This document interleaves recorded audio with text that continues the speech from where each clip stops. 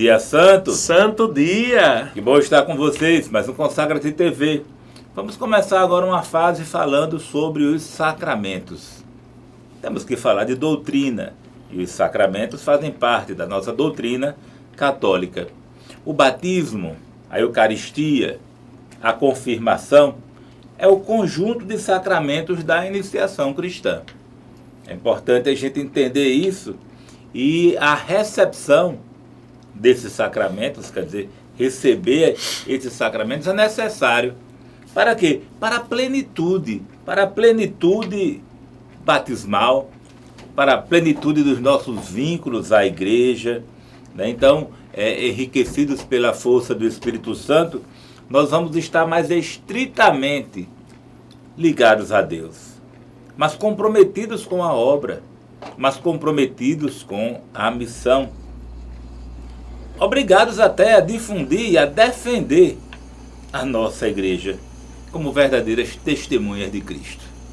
Hoje nós estamos aqui com Bruno Mariano, missionário da Comunidade de Vida da Fraternidade Discípulos da Mãe de Deus, que vai aqui nos ajudar a discutir sobre esse tema tão especial.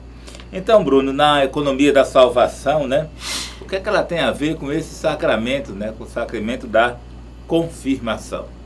Então, primeiramente, é interessante a gente entender o que é esse termo economia da salvação. Economia da salvação é um termo utilizado pela igreja, pela doutrina, pelo catecismo, para dizer tudo aquilo que Jesus fez, tudo aquilo que Jesus revelou, tudo aquilo que Jesus reservou para a salvação da humanidade, para a nossa salvação, a salvação do gênero humano. Imagine que você precisa comprar um carro ou uma casa, você vai ter que juntar suas economias para poder um dia conseguir ter aquele valor X para comprar aquilo que você tanto precisa, aquilo que você necessita.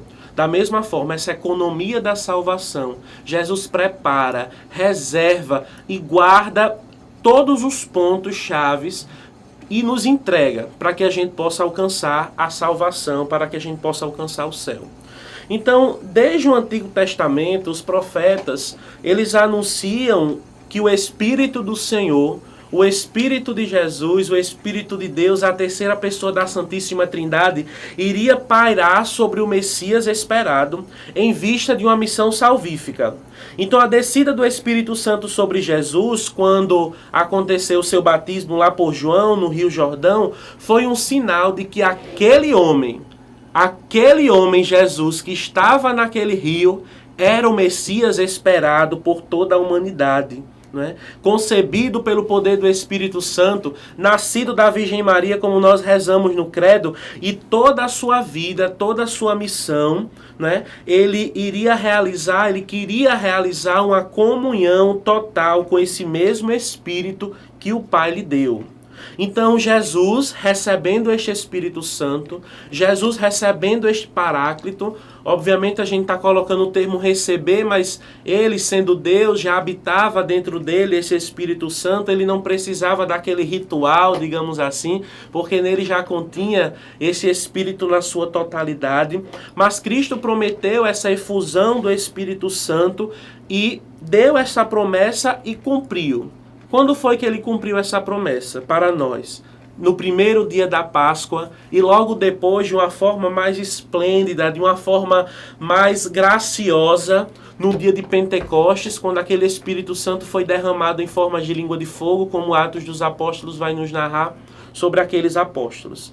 Então, a partir de então, os apóstolos, eles começaram a cumprir a vontade de Jesus Cristo. E que vontade é essa? De comunicar o Espírito Santo a todas as pessoas. E de que forma, após o Pentecostes, os discípulos começou a acontecer esse derramamento do Espírito Santo? Eles começaram a passar através da imposição das mãos. Através da imposição das mãos dos apóstolos, aquele dom do Espírito Santo vinha completar a graça do batismo que outrora aqueles homens haviam recebido.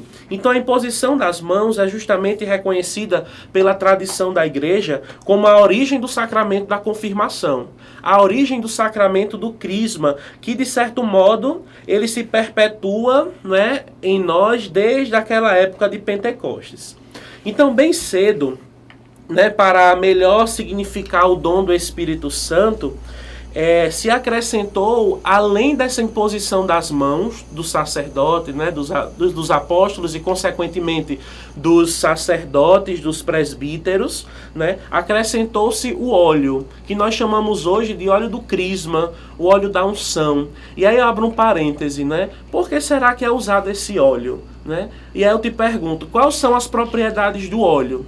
O óleo ele tem propriedade de curar, propriedade de fortalecer, propriedade de perfumar, tem as propriedades de ungir com confiança aqueles que querem ver a Deus. E na Sagrada Escritura, em um dos livros da Sagrada Escritura, vai dizer: vós, Senhor, me destes a força de um touro.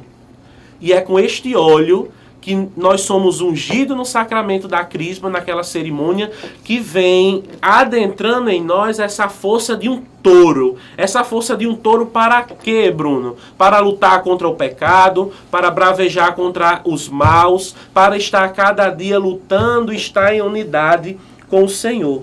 Então esse óleo vem justamente significar isso, essa unção que vai buscando, né, a sua origem desde Cristo, né, que o próprio Jesus ungiu ele com este óleo, com esta unção. E também no Ocidente, né, o nome crisma, né, o nome crismação, né, sugere que este sacramento ele confirma o batismo e ao mesmo tempo consolida a graça batismal. É isso, então estamos falando, olha, o óleo, a unção, o crisma, o selo, a confirmação. Essas palavras vão se misturando, se somando. Esse sinal da unção, como o Bruno colocou, imprime, cola, o óleo penetra, marca. A unção na simbologia antiga, como já foi aqui antecipado, é muito rico a simbologia da unção. Afinal de contas, significa muitas coisas. Vamos recordar aqui algumas. Por exemplo, o óleo é o sinal da abundância. É um sinal de alegria. Se ungia para se alegrar. Se ungia na abundância. Também a purificação. Na unção se purifica antes ou depois do banho. Como colocou-se aqui, até com perfumes. Se torna ágil, se torna forte. Os atletas, os lutadores. Também o óleo tem um poder de cura, a unção da cura. Se colocava óleo para a contusão das feridas, para as lesões. O óleo nos dá beleza, força. O óleo nos transmite saúde. Tudo isso tem a ver com o sacramento do crisma, que nos deixa mais fortes, mais belos, mais curados, mais saudáveis, mais puros.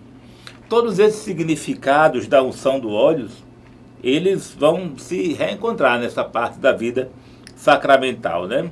Antes, o óleo do batismo, o óleo dos catecúmenos, ele estaria na dinâmica de purificação, de fortalecimento. A unção dos enfermos, cura e conforto. A unção do crisma, depois do batismo, da confirmação e também a ordenação, é um sinal de consagração. Vamos dizer que se crisma para consagrar, se consagra para ungir, para enviar na missão. Na plenitude, sob a ação do Espírito Santo, somos enviados como missionários, né? Então, essa marca, esse selo do Espírito Santo, esse selo marca as pessoas. Marca, o selo é um sinal, é o sinal da autoridade, o selo é o sinal da propriedade quando se tem de um objeto, quando se marcavam os soldados com o selo do chefe, ou os escravos com o selo do dono. É uma marca indelével, como a ferradura, como o dono que ferra o seu animal. De uma forma analógica, somos ungidos, marcados. Um selo autentica um ato jurídico, um documento. Um selo também torna secreto. Aqui ninguém abre, está selado, guardado. Simbologia muito rica, né? Então, o próprio Cristo, ele foi marcado com o selo do Pai. E o cristão também é marcado com esse selo, né? Então, Deus nos marca com o Espírito Santo. Deus nos marca com o seu óleo. Ele marca a nossa pertença a Cristo. Nós, como consagrados a Nossa Senhora, marcados, selados em Cristo, entregues a seu serviço, né? O selo nos promete também uma proteção divina, um cuidado especial de Deus. É um sinal escatológico. Muito rico, né, essa dinâmica do selo. A Igreja Católica tem essa beleza do rito, dos sinais. Então, Bruno, o que acontece, né, na celebração da confirmação? Como se dá isso aí?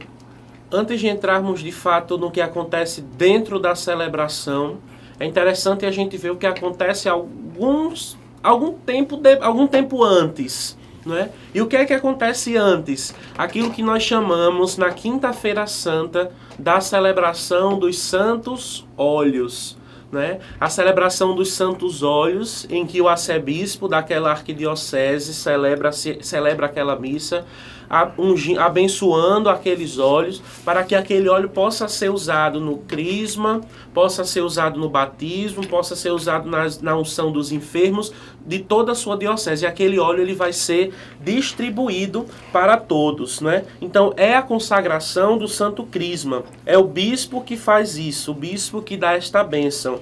E durante a bênção ele faz uma oração muito forte sobre este óleo, né? Ele vai dizer assim: sobre nós, sobre este óleo, né, que está diante de nós, nós te consagramos, né, para que seja força, para que seja aquelas pessoas possam ser ungidas, aquelas pessoas que o terem possam ser marcadas. E preste atenção, que esse óleo ele traga alegria, que este óleo sirva de veste de luz, o manto da salvação, o dom espiritual, a santificação das almas, a santificação dos corpos, a fidelidade imperecível e mais, o selo indelével, o escudo da fé, o capacete invencível contra todas as obras do mal. Então percebam que força esse óleo tem sobre nós. Que unção, literalmente falando, né, esse óleo traz para nós. Então, quando acontece essa celebração da confirmação, né, que o nome já diz, é a confirmação do batismo. Geralmente nós somos batizados quando crianças, quando pequeninos. E logo depois é necessário que exista essa celebração para confirmar aquilo que os nossos pais, que os nossos padrinhos fizeram outrora. Renunciar para sempre a Satanás, suas pompas e suas obras, e aderir a Jesus Cristo, sabedoria eterna e encarnada.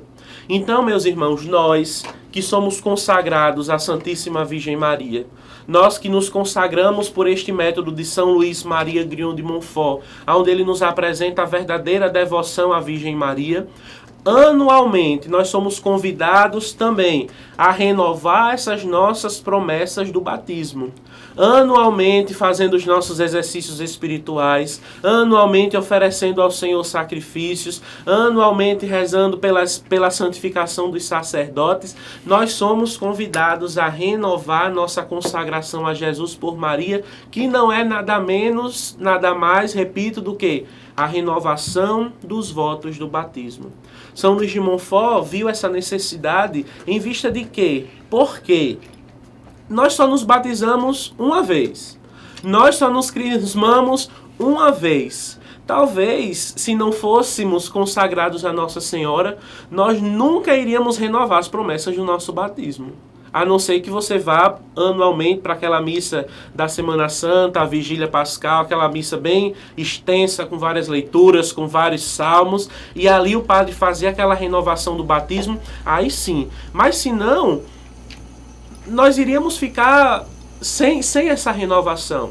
Então nós nos consagramos, nos entregamos por esse método de Montfort e automaticamente, anualmente, nós renovamos a nossa consagração. Por isso, se você ainda não renovou a sua consagração, que possa procurar um dos nossos cursos para poder adentrar mais nesse mistério, para que esta unção possa ser manifesta em você. Pois é, então, ainda reforçando, a consagração a Nossa Senhora é um sacramental. O crisma é um sacramento. O sacramento do crisma só se recebe uma única vez. O sacramental da consagração a Nossa Senhora se renova anualmente, se renova as promessas do batismo, se renova as promessas do crisma também, né? Mas na teologia da consagração a Nossa Senhora se renova as promessas do batismo. Mas o crisma é isso, é essa renovação, é fazer-se novo. No ritual da celebração, na confirmação é uma efusão do Espírito Santo, confirmando, como em Pentecostes, os dons infusos do Espírito Santo. Nós recebemos esses dons, nós nos reanimamos, nós retomamos, renovamos esses dons na nossa vida. Então, na confirmação, acontece esse crescimento, esse aprofundamento da graça batismal. Nos enraiza mais profundamente como cristãos, nos enraiza na filiação divina. Então, o que é que faz esse sacramento para com aqueles que o recebem? Une-nos mais fortemente a Cristo. A gente entendeu. Aumenta em nós os dons do Espírito Santo. Nós recebemos, como diz o termo, uma porção dobrada, uma nova porção de infusão do Espírito Santo. Torna mais perfeitos os laços que nos unem à igreja. Dá-nos uma força especial do Espírito Santo para defendermos a fé, por palavras e por ações, como verdadeiras testemunhas de Cristo, confessando com valentia o nome do Senhor, não nos envergonhando na nossa cruz. Nós somos amigos da cruz, como nos ensina São Luís Maria Grião de Montfort. Então vamos lembrar que nesse sacramento da unção, como nós somos ungidos, nós recebemos os dons do Espírito Santo. O dom de sabedoria, o dom de entendimento, o dom do conselho, o dom da fortaleza, o dom da ciência, o dom da piedade, o dom do temor de Deus, os 7 dons do Espírito Santo e muitos dons a mais, né? Então, e nós recebemos e guardamos esses dons que recebemos, né? Então, como no batismo, a confirmação, ela deixa essa alma marcada, com essa marca indelével, como que foi falado aqui, como Cristo que marcou seus cristãos. Os crismados são ovelhas novamente marcadas, são ovelhas renovadas, são ovelhas confirmadas com o selo do Espírito Santo, revestidos da fortaleza do alto, para que sejamos testemunhas deste Espírito, testemunhas de Jesus, testemunhas dessa igreja. Então, Bruno, quem pode receber o sacramento do crisma? Todas as pessoas que já foram batizadas podem receber o sacramento da crisma, né? Ou melhor, não podem, elas devem receber o sacramento da confirmação. Uma vez que o batismo, uma vez que a confirmação e a Eucaristia, eles formam uma unidade, não é? E segue-se, né, para os fiéis, esta obrigação de portarem estes sacramentos, como foi falado no começo, que são os sacramentos da iniciação cristã, os sacramentos da base, o sacramento do batismo, da Eucaristia, ele sem dúvida é válido e eficaz. Mas se não houver este sacramento da confirmação, não é? Esse tripé, né, esse tripé da iniciação cristã, ele vai ficar incompleto, né, ele vai ficar faltando. Então, também é importante dizer isso, né, no Catecismo da Igreja Católica, no artigo 1307, vai dizer que aquelas crianças que foram batizadas, que estão próximas a morrer, que estão no leito de morte, elas podem sim receber a confirmação da sua fé, mesmo sendo criança. E o catecismo ainda vai ratificar para que a gente possa ter cuidado com uma coisa. com a idade da razão, né? Se por vezes se fala de uma confirmação como um sacramento de maturidade cristã, é o que o catecismo vai dizer, não deve, no entanto, confundir-se a idade adulta da fé com a idade adulta do crescimento natural, né? Com o crescimento espiritual. Então, nós temos que dividir essas duas coisas, né? A nossa idade da maturidade humana, física, e a nossa idade da nossa maturação da fé. E São Tomás de Aquino, ele vai dizer palavras muito sábias a respeito disso. Olha só o que é que ele vai dizer lá no Catecismo, no artigo 1308.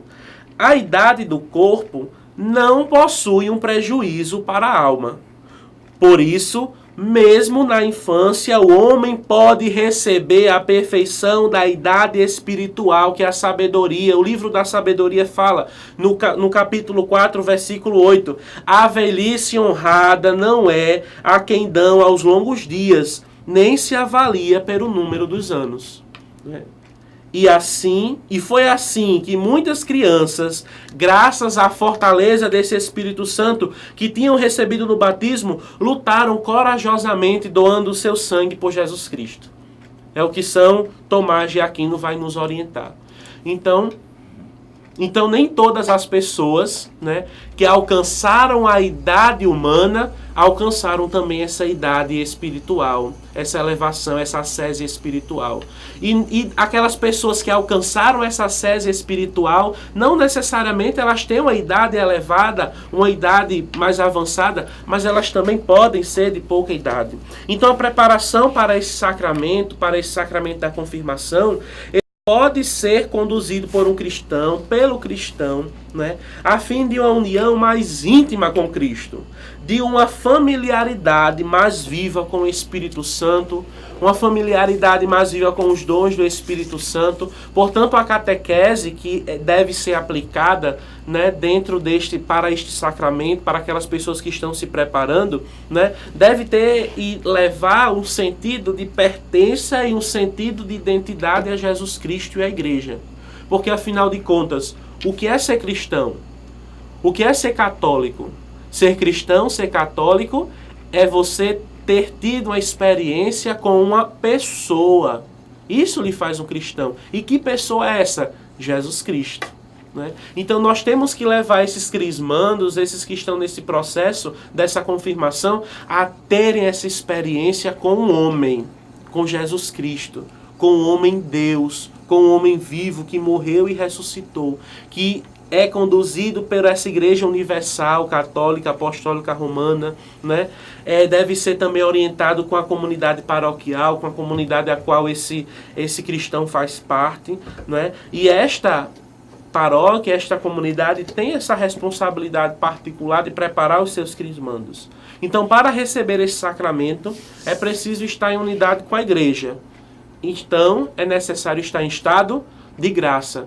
Procure uma confissão se você está próximo de se crismar.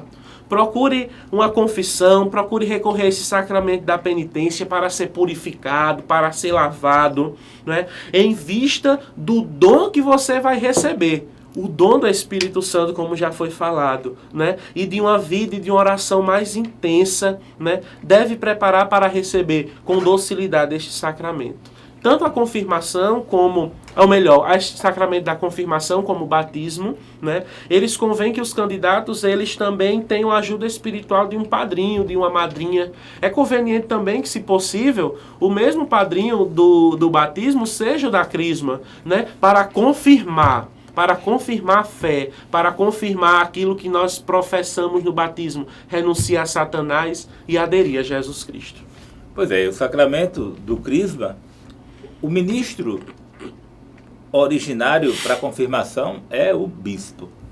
E é interessante essa dinâmica do bispo, porque o sacramento do crisma é uma oportunidade do encontro do pastor com suas ovelhas, que nem sempre isso é possível. No Oriente, na Igreja do Oriente, ordinariamente, o sacerdote mesmo, o pároco, o sacerdote, é ele quem batiza e imediatamente depois do batismo ele já faz a confirmação, já faz a crisma numa mesma celebração.